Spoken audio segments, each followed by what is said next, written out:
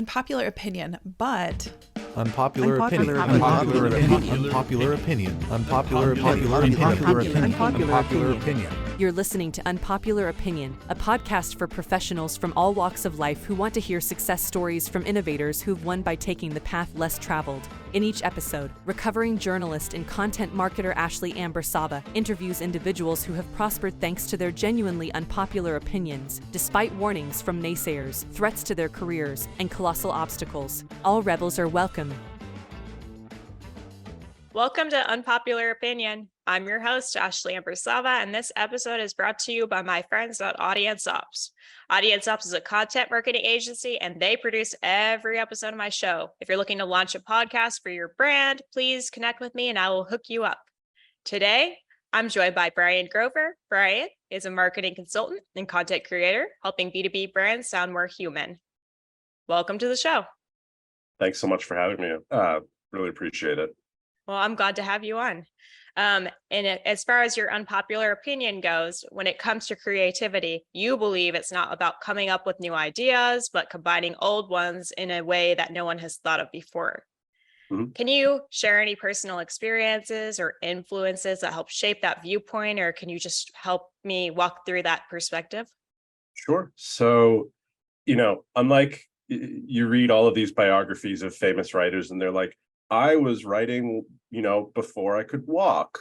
And I always felt kind of stuck behind in that this perfectionism with creating art when I was younger was like crippling. So writing, drawing, anything, it had to be perfect. So that was the viewpoint I had on creativity, is it has to be 100% original, and it has to be completely never been seen before. It's like the scene in Garden State with Natalie Portman doing weird poses because she wanted to feel unique. I just revealed that I'm an emo kid, so sorry about that. But we all went through it. Oh yeah, for sure. Still going through it, and that's fine. I could do another 50 years of this. So creativity in that way, kind of was cemented into my idea of, if I create something, then it needs to be perfect and new and original. But as I started reading more and more, and I got heavy into mythology in high school, and all of these stories, like the monomyth by Joseph Campbell, The Hero of a Thousand Faces, and I started realizing that all of these stories have been told before, like Star Wars is the monomyth sort of thing. It's not new, it's just a proven structure that works. So it's really about combining two ideas. And then I just keep coming across it time and again in now that I've kind of changed this viewpoint, I come across it, Hemingway and Fitzgerald. Everybody's like, they came up with these radically original novels. No, they kind of just wrote down their own experiences that they actually lived, and then they put their spin on it, which was, their spin was language, but it wasn't anything new. Like, one of Hemingway's friends, when The Sun Also Rises came out, said he didn't write any, it's really well written, but that was literally just a weekend we had. Like, it was just literally a weekend. Maybe we all just need to get out more. I think so. Yeah, maybe a little less bullfighting. Because, just not great for bulls. Oh, it could lock people down, handcuff people in a lot of ways to think that we just have to be like the OG of everything. Absolutely. Especially now with social media networks. There's a new one. Another one probably started in the time that we've been chatting. If it's not Threads, maybe it's like Yarns, which now I need to go trademark because someone's going to do that. But yeah, it with so many voices and so much noise, it can be really difficult to feel that you're actually creating something worthwhile or feeling like you have something to say.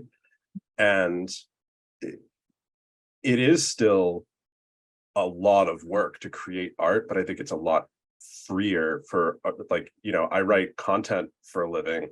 It's very freeing to know that I don't have to be 100% original and talk about process automation software in a way that no one's ever done before. It's like, no, people still want the same answers, and they want it in a genre, so to speak, that everybody's familiar with. A blog post is a genre. I like that. I like that take on that. Many people think that originality and novelty are essential for creativity, though. How do you respond to people who might challenge your take and argue that new ideas are absolutely critical for innovative thinking? I think I think that it's not necessarily that nothing that you create can be original. It's more along the lines of, when you're creating, you have to accept that, like, as crazy original as each of our thoughts can be, they're a sum total of all of the experiences and things that we've encountered along the way. And by definition, there's nothing new. It's just a unique combination of things. Like, my experience going from being like the smart one, and then I dropped out of college, and it's like, well, what does that mean? And it's like, well, that story is unique to me, and I had unique experiences along the way, but it's still the story that many, many, many other people have gone through. I think it's just a matter of twists more than anything. Like, it's the unique viewpoint and perspective that can come to a topic, as opposed to, no one has ever done this before. Catch everybody up on your background, where you came from and what you're up to today. Sure. So grew up just outside of Boston. Like, if I leaned too far in the house I grew up in, it was like in Logan Airport. So yeah, right across the harbor, as people love to say. I don't have my Boston accent nearly as much unless I'm yelling, which you're welcome, audience. I am not. I might let him make that happen now. So, I loved stories from a young age. I had an insatiable curiosity of what happens next. I read profusely. I never got caught anywhere without a book. And, I also love technology and built my own computers and just classic nerd stuff. And come college time, stories were just something I enjoyed, but like, I knew that there were careers in computers and money in computers. And so I followed the money to a computer science, well, not to a degree, but I started with the best of intentions, and I was just the worst programmer, like really bad. I somehow managed to get through the first couple semesters, but then, this is around 2009, a whole bunch of family stuff happened, and then the recession and all of that. So I leave school for a bit, do enough hard manual labor to realize that I wanted to go back to school. And by the time I did, I found myself an English major, decided that I wanted to make a living writing somehow, had no idea what that meant at the time. And so stumbled into a part-time job at the Boston Globe, working in the sales department as like a support person. From there, just kind of kept taking more and more roles that focused on writing, with that as my North Star. And that led me to being a in-house copywriter for a software company. And then we parted ways last year, and I've been consulting with B2B tech brands ever since. I love that. Did you find any unexpected connections between your technical background and what you're doing creatively? I actually spent several years in marketing ops. So like, that was as tech as you can get without having to do any actual programming. Thankfully, everything, well, Marketo requires its own sort of language skills, but I've always been drawn to both like technology and writing, and I've tried to marry the two along the way. So I have found that the analytical, clean cut really just like logical thinking that comes along with technology and programming languages and process and stuff like that has been extremely beneficial to both working in-house as a marketer and helping my clients. So I think people talk about it as a left brain, right brain sort of thing, but I don't know that there's that much of a dichotomy as much as it's a spectrum. Some people just gravitate towards that way of thinking, and it's how they understand the world. And guess I'm lucky enough that my experiences have left me somewhere kind of in the middle. I think that's a good way to be. Yeah, A lot of the times I think content people have a difficult time on the analytical numbers end of things, me being one of them. Yeah, I didn't really enjoy calculus 2. I was glad to leave math behind, going over and retreating across the DMZ to my liberal arts degree. I questioned all of the time why, as a journalism major, I had to take both college algebra and statistics. I to this day, you could not explain that to me in a way that would appeal. The odds of that being silly are 100%. That's the best I can do. Yeah. So you've worked with dozens of brands over the past 5 years. Can you give an example of a project where you successfully combined ideas from completely different industries to create engaging content? And what did that look like? Absolutely. So digital transformation is a concept that I spend a lot of time writing around. It's the concept of taking something and it gets very granular. There's digitizing, which is just moving something from analog to digital, and there's digitalizing, which is what I just said. And then I always mix them up. There's two ideas. There's moving stuff just straight from analog to digital, but then there's also reinventing stuff along the way. And I was working for an information management company, and they were very focused on, digital transformation as an idea. That was part and parcel with storing paper records and then moving them over into digital. Fast forward a couple years later, and the in-house copywriter role was at a process automation company. And those two things are on way opposite ends of the spectrum for digital transformation, but the same concepts could be ported over. I found that change management was a topic that connected those two companies, and it connects really every sort of problem solving thing, but that's just a really easy example. Change management is a standalone concept that gets applied. When you're talking about physical records, you're talking about pieces of paper in boxes on shelves, and getting people used to using more digital technologies that might not be comfortable with them. The same rules apply there as they do when you're talking about automating processes. And at a high level, that's like you use Zapier to connect. Every time you get an email, it's saved into Google Docs or something like that. But the same thing applies when you're changing people's behavior. So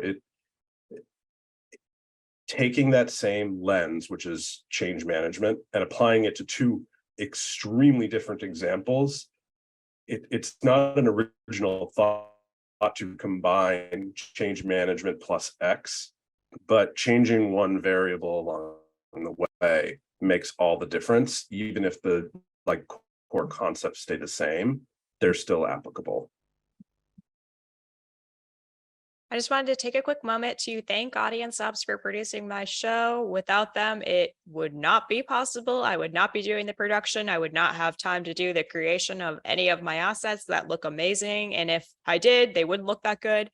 Thank you again to that team. If anybody needs a hookup, let me know, and I am happy to make the introduction. Back to you. What do you think the future holds for creativity and innovation? I mean, all anyone is talking about right now is AI. I think that's going to be a very, very sharp double-edged sword.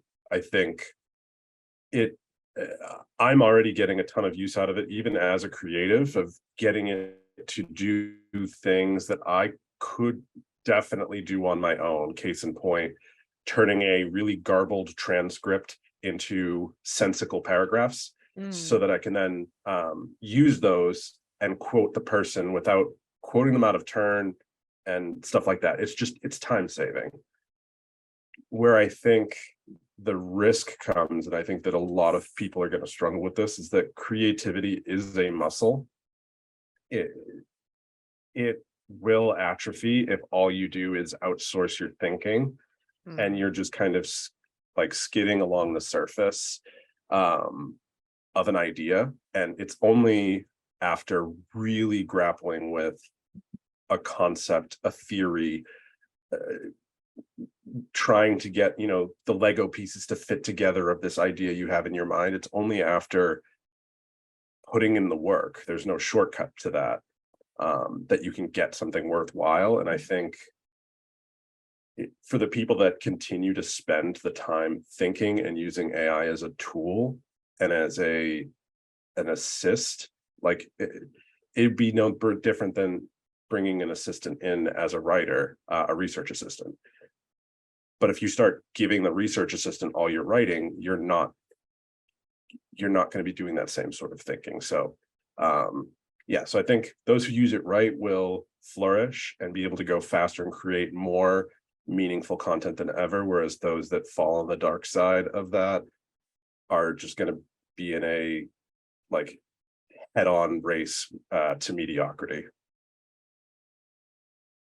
When it comes to your take on old ideas and combining them in new approaches, how do you think that the changing technological landscape, like things like AI, are going to impact that? So I think there's always this inherent fear about new technology and that it's going to ruin things forever. It's a cognitive bias known as declinism, where cynical people that we all think that we were the last good generation and everything's just going to get worse from there. Case in point, the Romans were sitting out in the forum, complaining about the fact that this whole writing thing was just going to stop people from memorizing stuff. And then, fast forward to TV TV is going to rot their mind and kids aren't going to ever read books. And fast forward to now with tablets and stuff like that, it's like, oh, kids don't know how to interact anymore or something like that. Every generation is convinced that they were the best and everything else after them sucks. So I think everything's going to be okay. I think it's just going to be different, and the skills necessary to create good art and good content are just going to change over time. Can you give examples of tried and true methods continuing to have success today, and how organizations can tap into those concepts with a new, fresh take?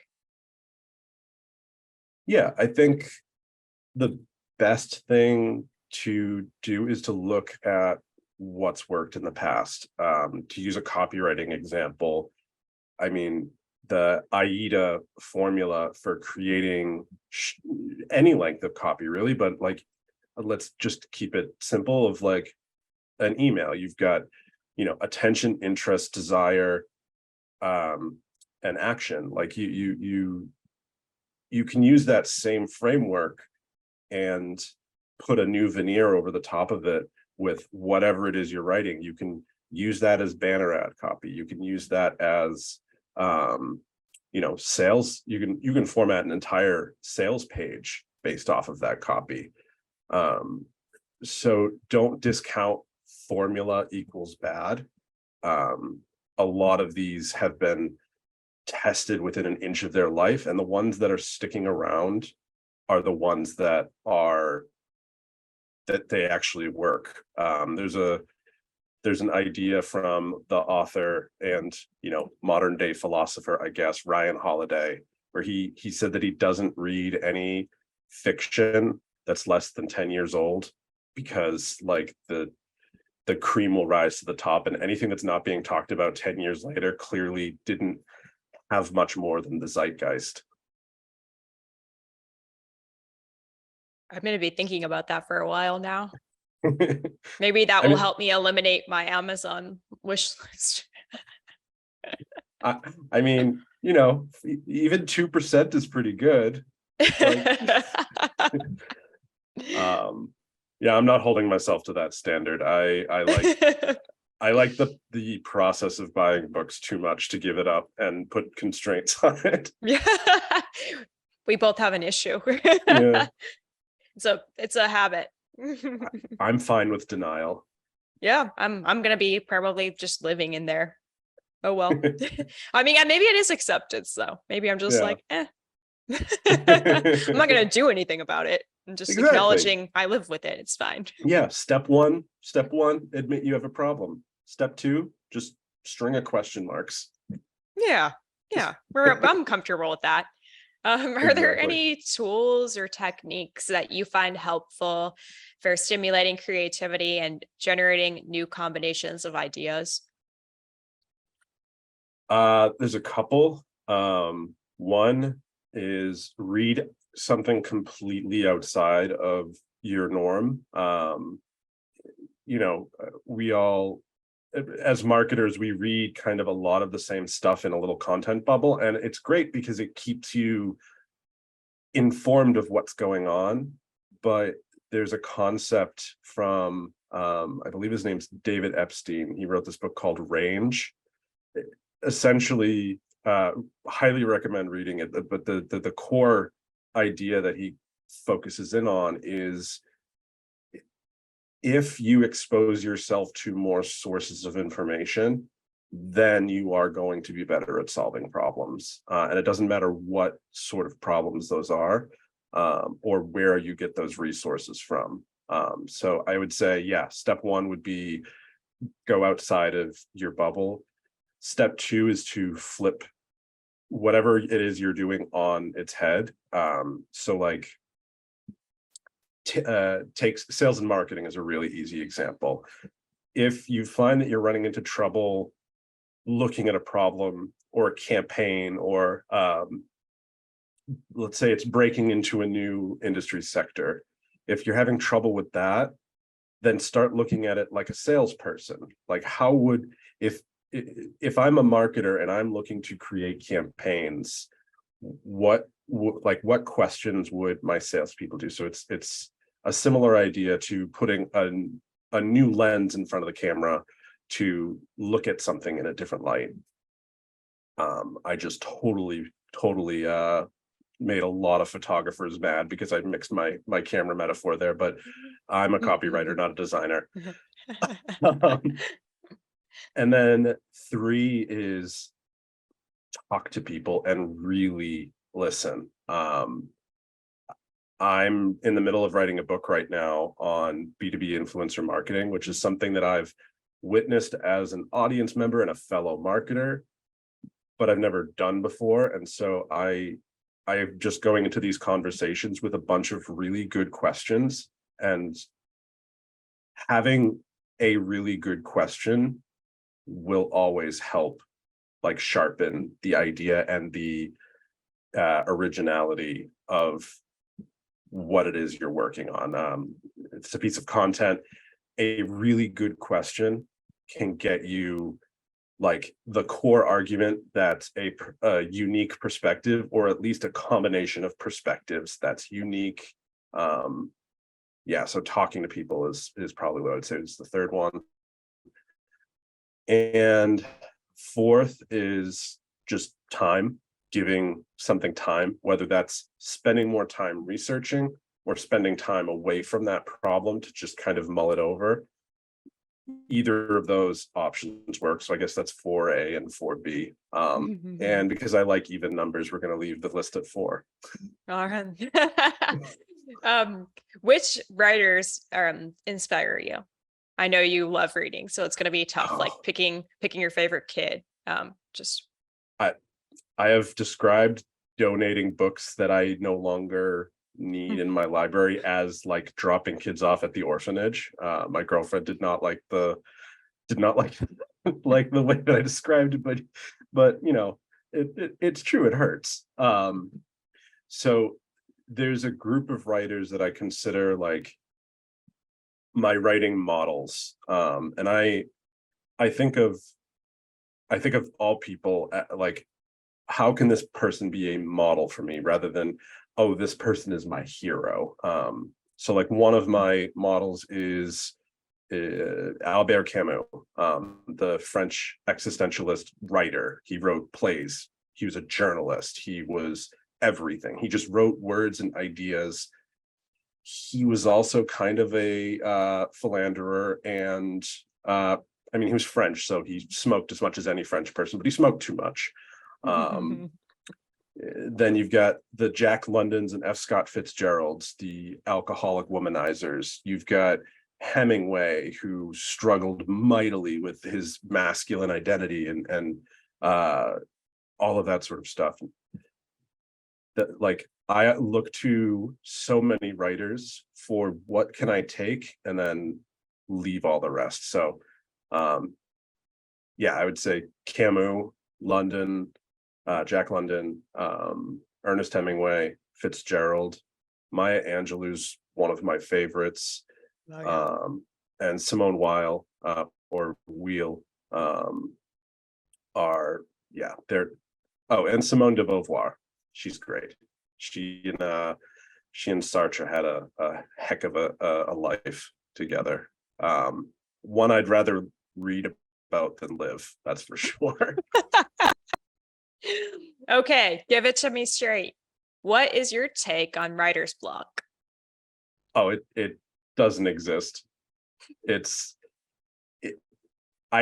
doesn't mean that there's not resistance. It doesn't mean that you're struggling to write, but writer's block exists just the same way as runner's block exists. I think I have that. Oh, I've had runner's block for years. I went and saw a doctor about it, and they just said, go run. And I was like, oh, that was my problem. But like with writer's block, it comes down to a couple of things. Writer's block is just, you didn't do enough research.